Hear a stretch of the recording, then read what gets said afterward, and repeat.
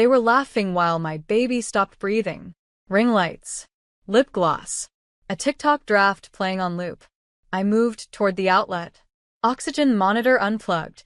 Wires dangling like forgotten promises. "Don't touch that," my sister barked. My fingers froze an inch from the plug. "She needs to post her TikTok," Mom said, waving her hand. "This beeping can wait." My son, barely 4 pounds, lungs fragile as mist, began to twitch. The monitor screamed. They rolled their eyes. "She's being dramatic again," my niece smirked, spinning into another choreographed pose. Then he turned blue, chest rising and falling like a broken machine. Dad didn't flinch. "Maybe it's better this way," he muttered. "Weak ones don't deserve to live anyway." That's when something inside me broke. Not loud, not sharp, just a soft click, like the sound of a woman deciding she's never going back. I reached to reconnect the monitor. My sister grabbed my wrist midair. "Don't ruin her moment." I looked at her, this woman I used to share secrets with, and saw only teeth. I didn't scream, didn't plead. I stepped back, took out my phone, and hit record. Then I whispered, 911. My child can't breathe, and my family just unplugged his life to charge a phone. As the siren screamed through the speaker, my niece twirled again, laughing, because she didn't know what was coming. But I did. My name is Juliet Lane, and if you think you know how this ends, stay tuned.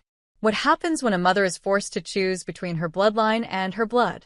The paramedics arrived in 3 minutes. But in betrayal time? That's a lifetime. I watched them push past ring lights and glitter. Watched my mom gasp, as if she were the victim.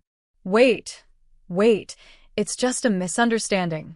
She tried to pull one of them back. They brushed her off. I pointed to the monitor. Still unplugged. Still lifeless. And then to the corner, where my son's tiny body lay trembling, lips blue. He stopped breathing. "The outlet was used to charge a phone," I said, voice steady. The medic glanced at the charger, then to the half-lit screen showing a paused TikTok draft, then at my dad. And maybe it was the way he didn't look away, didn't flinch, like guilt was a foreign language to him. They swarmed my baby. One worked the oxygen. One checked his vitals. And one turned to me and said, "You did the right thing. If you hadn't called, he might not have made it." That's when I heard the video still playing on my phone. Not the TikTok. My recording. Every word. Mom's indifference. Dad's cruelty. My sister's grip. The laughter. The truth. My niece walked over, finally catching on. "You didn't actually send that, did you?" I turned my phone so she could see it uploading. To drive, to cloud, to backup. Then I whispered, "Not yet." Police showed up moments later. Mom tried again. "She's exaggerating. That monitor's always beeping. We didn't mean any harm." But the officers weren't listening to her. They were listening to my son's faint, gasping breaths. And the medic's voice saying, "Get Child Protective on the line. This is beyond neglect." My dad finally moved. "You called the cops on your own family?" I looked him dead in the eyes. "You unplugged my son's lungs for a TikTok." Then I handed the officer my phone. "Everything's on here." He took it, nodded, and in that moment I realized the silence I had grown up swallowing was about to choke them. By nightfall, the house felt like a crime scene. Because it was. Yellow tape over the nursery door. The same door my mother once painted yellow when I brought my son home from the NICU. Now she stood outside it, pacing, crying not for my baby, but for herself. "They're treating us like criminals," she hissed. As if that wasn't what they were. My niece was still filming, whispering to her followers on live. "My aunt's trying to ruin my life." I didn't respond, because I wasn't focused on TikTok anymore. I was busy printing legal copies of the footage. Flash drives. Backup drives. 3 of them. One already in my lawyer's hands. My son lay in a hospital crib now. Stable. Breathing. The nurse said he flinched when anyone turned off the lights. Because his last memory of home was blue skin and no air. I stood by his side and said, "Not again. Not ever." Then I open my email and press send. One to Child Services, one to the local news, and one to the same talent agency my niece had been begging to notice her. Subject line: behind the filter, the truth about your newest influencer. Attached, the uncut clip. I didn't need to add a caption. The footage spoke for itself. By morning, it had over 4 million views. The comments weren't kind. She stepped over a dying baby for content. This family doesn't need therapy. They need charges. Where's CPS? By noon, reporters were outside their house. My sister called, crying. You ruined her future, I said. She tried to end mine. Click. By the end of the day, the agency released a statement. We do not support or represent individuals involved in child endangerment. Effective immediately, all partnerships are terminated. And suddenly, the ring lights in their home dimmed. But my world, it started to brighten. Because the same voice that told me to stay quiet all my life was now echoing across the internet, demanding justice. The courtroom smelled like dust and disappointment. Mom wore pearls, as if she could accessorize her way out of this. Dad didn't bother dressing up. Just sat there like a statue someone forgot to sculpt fully. My niece? No phone. No lashes. Just wide, empty eyes like she finally understood. Likes won't save you in real life. The judge looked over the documents, silent. Then leaned back. I've reviewed the footage, the hospital records, and the CPS reports, she said. Her gaze swept across my family. I have one question for the defendants. What part of that child's suffering did you find funny? No one answered. Not even my mother. For once, no excuses. No. Misunderstood joke. No, it was just a moment. The silence did what years of shouting never could. It exposed them. My lawyer stood. Your Honor, we're requesting full restraining orders, a no-contact clause, and immediate placement on the child neglect registry. The judge nodded slowly. Granted. Effective immediately. Mom gasped, like she'd been shot in the heart. You can't do this. We're family. I stood. No, we're a bloodline. Family requires humanity. I handed over one last envelope to the court officer. The judge raised an eyebrow. What's this? A second video, I said. Dated months earlier. Footage from a baby cam they didn't know I still had. It showed my dad tossing a blanket over my son's incubator to shut him up. Showed my sister yelling at me for turning the oxygen back on. Showed my mom shrugging, sipping wine. The court gasped. The judge banged the gavel. I'm elevating this case to criminal negligence. An investigation will proceed immediately. And just like that, the people who unplugged my child for a dance video were now facing felony charges. Outside, reporters gathered. My lawyer turned to me. Do you want to give a statement? I looked at the cameras and whispered, tell them I'm not a hero. I'm just a mother who finally pressed play. My house used to echo with their voices. Now, just lullabies and steady breaths. My son slept, chest rising, falling, as machines quietly monitored his tiny heart. Safe. Because I built a home that didn't need apologies to survive. Meanwhile, across town, my sister's face was splashed on every local channel. TikTok influencer turned cautionary tale. Family charged after viral clip reveals dangerous neglect of infant. I didn't need to speak. The world had seen it all. Even brands that once partnered with my niece were pulling away like they'd touched fire. We had no idea she was involved in something this cruel. Their golden girl now trended under the tag. #oxygen for likes. Mom tried texting. Please talk to us. It got out of hand. I didn't reply.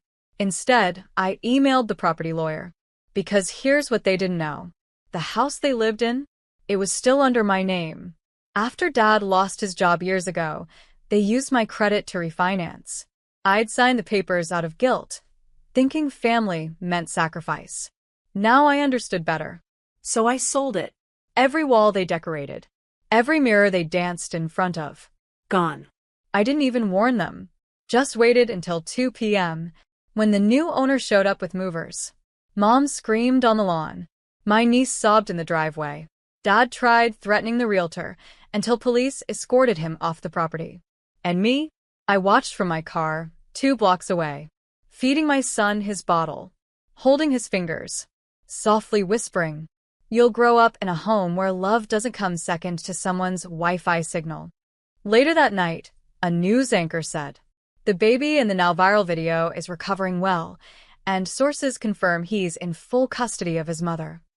My lawyer smiled. "You just became the face of maternal justice." I didn't want fame. I wanted peace. But if the cost of peace was telling the world exactly who they were, then let the whole world hear. It started with one interview, a quiet studio, a soft-spoken journalist, and my sleeping son in my lap. She asked, "Why did you hit record?" I paused. Not for drama. Not for tears. Just long enough to feel the weight of the answer. Because I knew they wouldn't believe me without proof. She nodded. The segment aired that night, local TV, prime time. By sunrise, it was everywhere. National headlines. Mother records shocking neglect to save infant son. Family now facing criminal charges. Hashtag oxygen for likes goes viral. Public outrage mounts.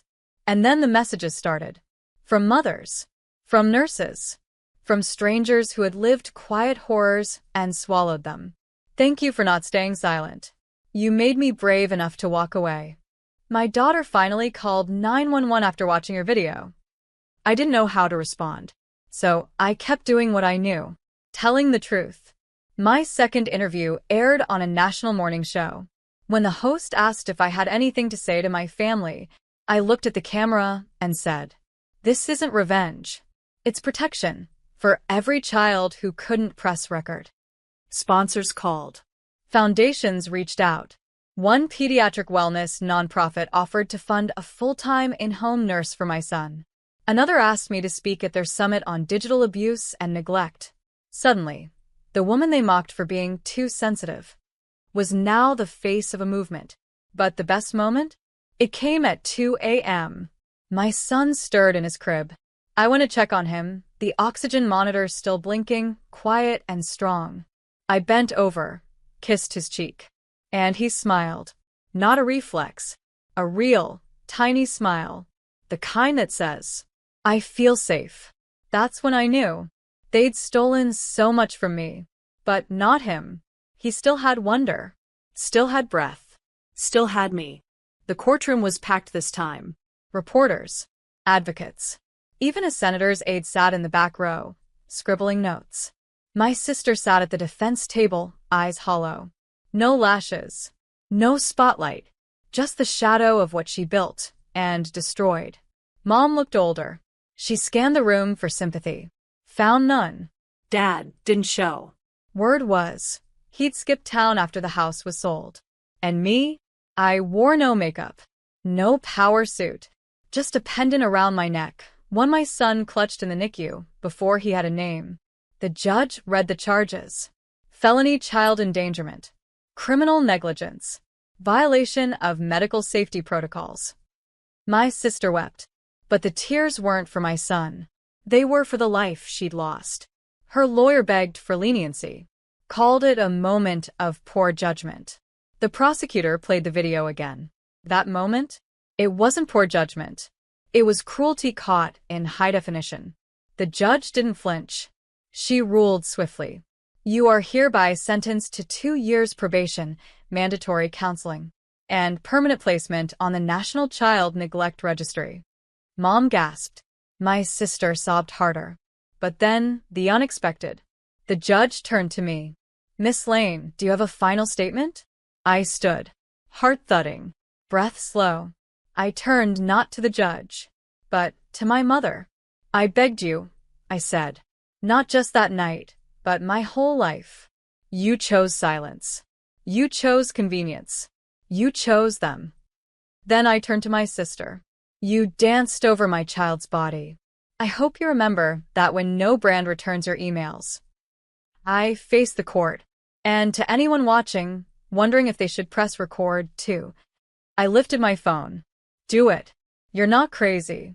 You're not dramatic. You're proof waiting to be believed. The courtroom clapped. Not loud, just enough. Like justice exhaling. Outside, flashbulbs popped. My lawyer leaned in and said, "They want to put your story in a documentary." I nodded, but my mind was already home, with a baby wrapped in light, breathing. It's been a year. My son walks now, wobbly steps, gummy grin, hands in the air like every moment is applause. We moved to a small town where no one calls him that baby from the video. Here, he's just Noah. Strong. Curious. Unbroken. The oxygen monitor sits in a shadow box on the wall. Wires still frayed where I found them, but framed like armor. A reminder that survival doesn't always roar. Sometimes it wheezes first. Mom sent one last letter. No apology. Just a line scribbled in shaky ink. "You were never meant to be a mother." She was right. I was meant to be his. My sister disappeared from the internet. No brand would touch her. She applied for jobs under new usernames, didn't matter. Because the moment she handed me that silence, instead of a plug, she muted her future. I still get messages. From strangers. From survivors. From women with shaking hands and whisper quiet courage. And I reply to every single one. Because someone once believed me. When I couldn't even speak. Now I speak so others don't have to scream. One night, Noah fell asleep in my arms. His hand wrapped around my pendant, the same one he held in the NICU. And I whispered into the quiet, "Thank you for fighting." To him. To myself. To every mother who ever picked up a phone instead of looking away. Then I turned off the lights, and the monitor blinked softly in the dark. Steady. Faithful. Alive.